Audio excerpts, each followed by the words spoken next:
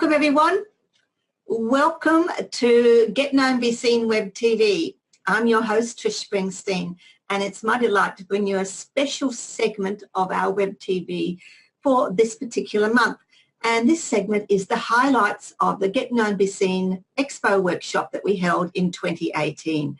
And to co-host this segment, I introduce you to Deborah Fay. Hi, Deborah. Hello. Great to have you here. And as we've been doing during this month, we'll be interviewing some of the authors that were at the Get Known, Be Seen Expo in 2018. So today and right now, it's my pleasure to bring to you Pat Armitstead. Welcome, Pat. Good morning. Thank you so much. Thanks. Hello, Pat. Good to be here. Good to see you. I'm looking forward to finding out a little bit more about what your journey has been like. So I guess the first question I wanted to ask you is, what was your journey like to become published? How did it go for you? Really good. I think I had 11 years in my own production company, and within that role I was a freelance journalist for the news. So I think my grounding for storytelling and gathering stories began then. So there was some practice in putting together short stories. And fast forward to my first book in 2004, it actually was triggered by a relationship breakup. And then I got asked to speak at a conference, and I didn't have a book. So I was committed. I'm going to have a book. I had about an 8-week window. So I took all of some columns that I wrote and rewrote them, because they don't work. Columns don't work well as a book. So rewrote them into short stories. And then the next step was, oh my God, how do I, where do I get the money to create them? And so I found a sponsor. So I had the first 100 copies sponsored. So that was a really good start. And then the next one came from, the idea was seated on my tour with Patch Adams, and similar kind of story. Once an idea is seeded and I can get into the flow of what it's going to look like, then it can be a fairly quick journey to get it done. You're very creative, Pat. That's the first thing I notice about you. Oh, thank you. Yes, I always wanted to be an artist, but Mother said get a proper job, and I've been battling that pull to be sensible. Well, not really. That's the programming. Yeah. You're fascinating. So we now understand, I was going to ask you actually what drove you to become an author. So I understand the circumstances that made you make the decision, but why become an author? What was it, an inner thing that you always knew that you had? Were you always going to do it? Or was it a spur of the moment thought when you were going to speak and you thought, I need to have a book? So was there a deeper drive, I guess? It probably was more spur of the moment, seeded by it was an international conference that I'd been invited to, and it was like, I can't go without a book. There'll be so many others there and they'll have product, so I have to have a book.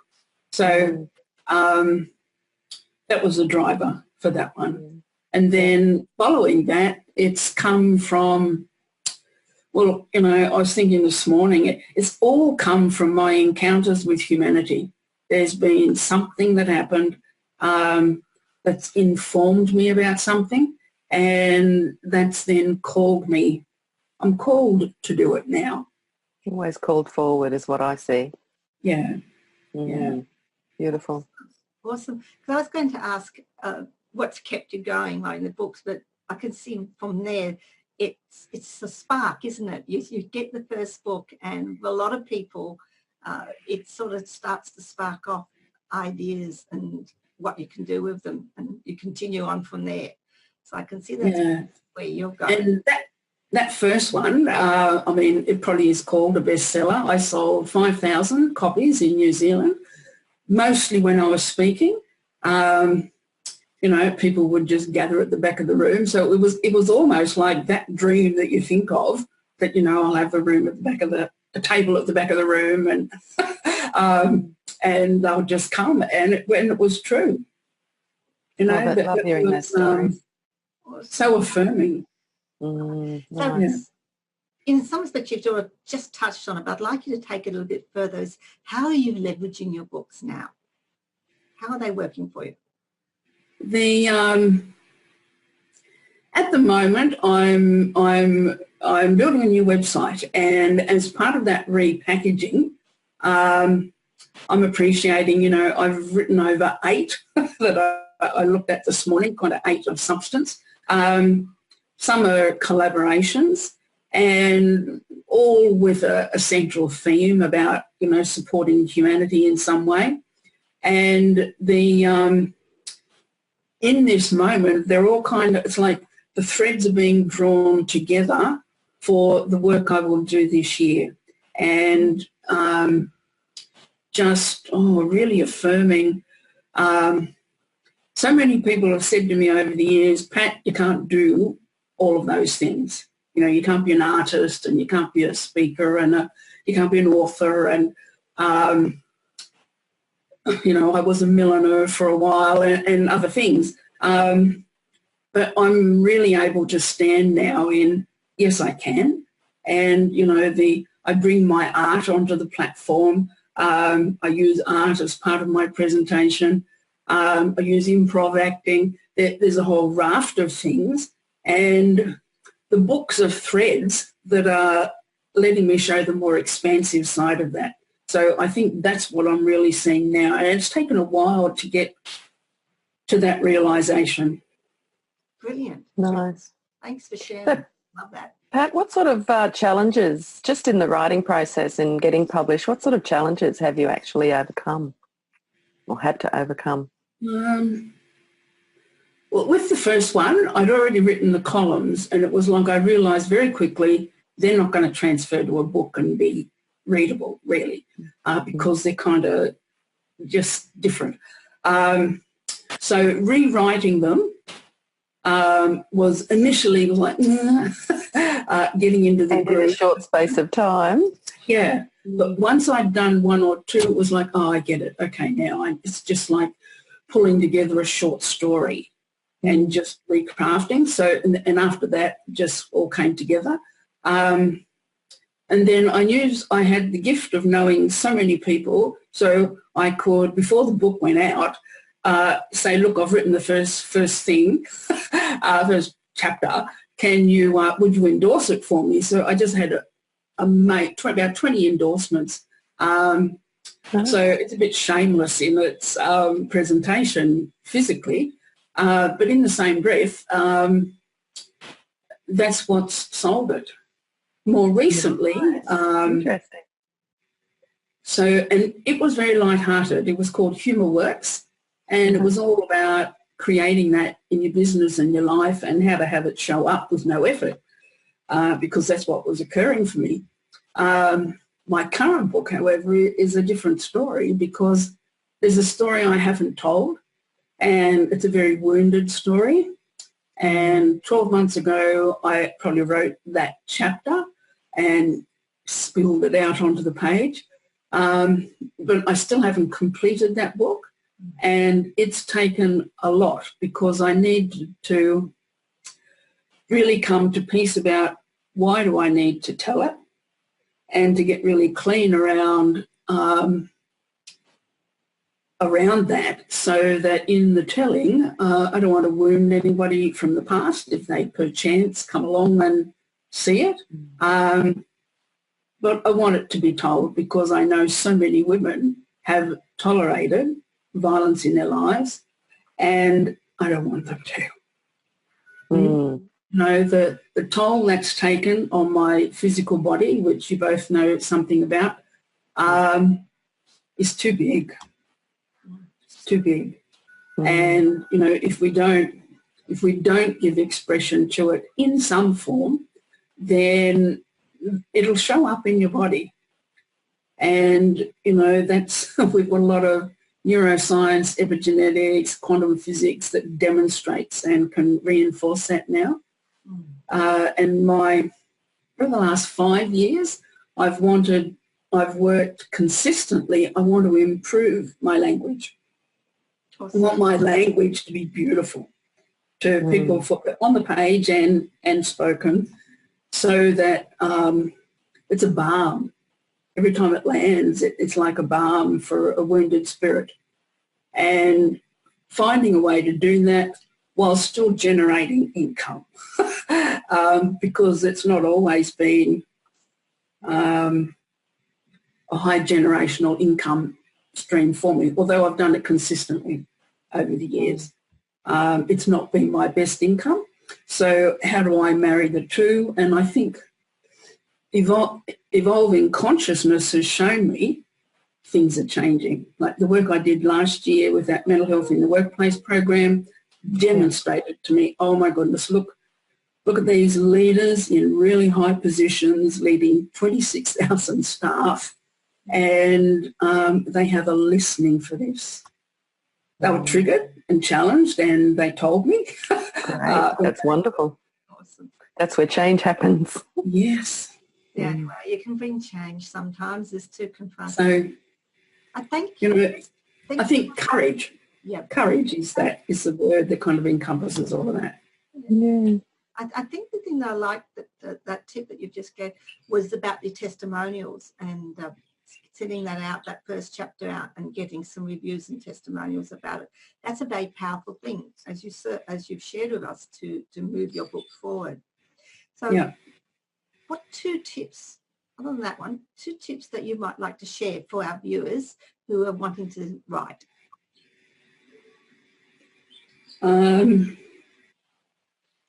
Well, speak what's in your heart. I think I didn't have support at the beginning, but I'm finding I want and need more support now, actually, because in the beginning what I wrote was more light-hearted. Now I'm getting more deeper and meaningful and significant, and we need, a mastermind or a core group of people who will be support along that pathway. We can't do alone and separate anymore. So finding whether it's a peer group, whether it's a writers group, whether it's, I know you conduct a similar group, Deb, finding your tribe who'll be with you on the journey, I think, is probably the biggest. And don't worry too much in the beginning about going back and correcting. Come from the heart and then go back later. And so many people say that, but I know so many people also go, oh, I can't say that, or I want to change that. And we lose it. In improv, first thought is correct. So in this instance, that is so true. Right? You may change it later, and that's fine, but in the moment, capture what's there in the moment. And all that. Great tip. Yeah, it's very hard for a lot of people to do that because a lot of people are perfectionists, or they're putting up a mask or a screen because they don't really want to or feel a little bit more vulnerable in sharing. Yes. When you get through that, like you've just shared with us and the new book that you're writing, that's when it becomes extremely powerful.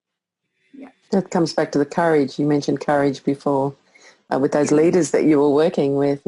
I think that's what it takes to write a book, to be honest. Courage and the ability to be vulnerable. Yes, yes. I watched a Gary Vee video this morning, and he now has a chief heart officer whose role is going to be working with 800 key leaders within his business for them to develop more empathy. Nice. So I'm going to write to her today. Oh, that just feels beautiful, doesn't it? Yes. A great indication. First on my list for my task today.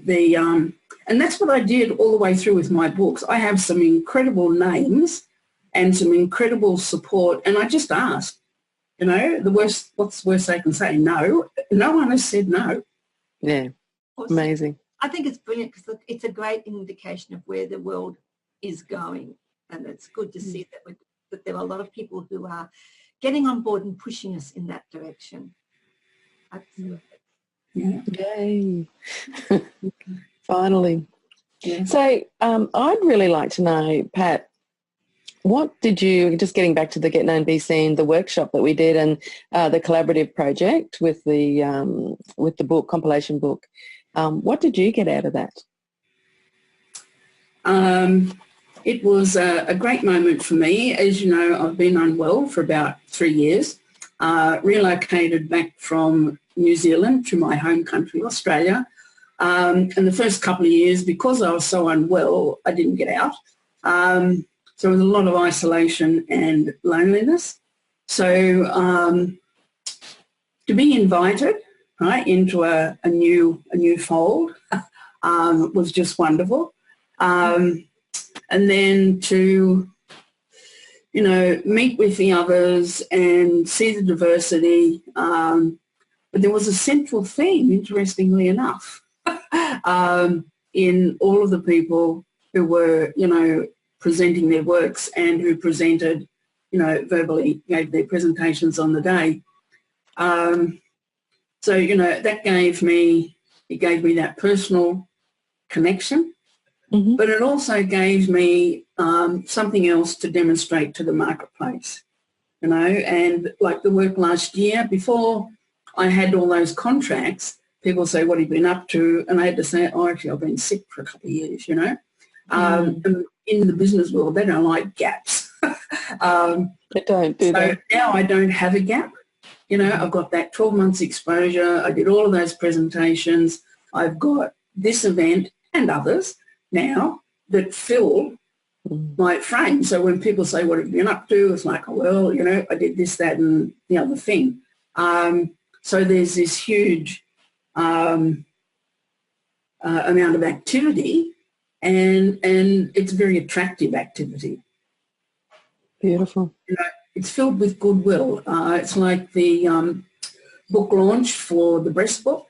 You know, there's just so much generational good that outflows. I had somebody here the other day who doesn't understand what I do. And she read through some of the breast cancer stories while she was here. And she said, I think I've got a better understanding of you now. So we don't know where it's going to go and how it's going to land and who'll be influenced. It was a great crowd, wasn't it? It was a great group that we had together, and it just seemed like I always think of that when two or more gather in my name, like just quoting the Bible, not that I do that very often, but there's so much power in that, you know, when two or more do come together. Yeah, and we're still connected, you know, even though we mightn't all meet up physically often, that link's been formed and we still continue to engage and observe what's happening in each other's lives. And what I see, you guys supporting each other and promoting each other and encouraging each other. Trish and I have had a wonderful experience with this, haven't we, Trish? It was just how it unfolded.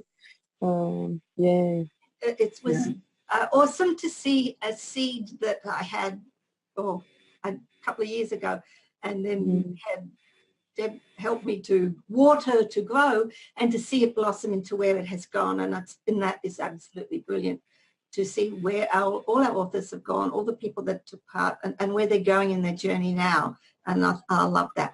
So which brings me to, where can our viewers find a copy of your book? And you've got it there to show and share with us.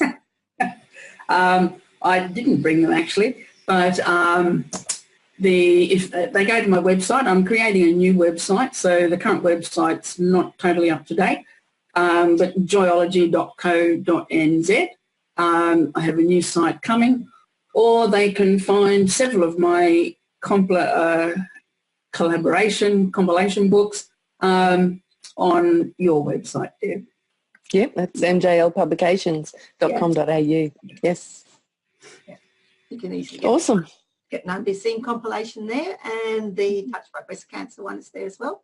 But people watching this, I urge you to connect with Pat. Pat's got She is a joyologist, and that you can see from our interview here and what she's been sharing. She has so much joy to spread to the world. So do contact her. Grab a copy of her other books that she's got. I'd love to, especially that first one, which was the one that started her. I think that would be an awesome book for people to have a look at and read. And get in touch with her. Explore the joy that Pat has. Beautiful. Thank you for being with us today, Pat. I'm absolutely delighted to have you here, sharing your knowledge and your expertise. And thank you. And I'm going to say, next episode we will be back with another author from our highlights of Get Known Be Seen Expo from 2018. So bye for now from me, Trish, and bye from... See you later. Bye.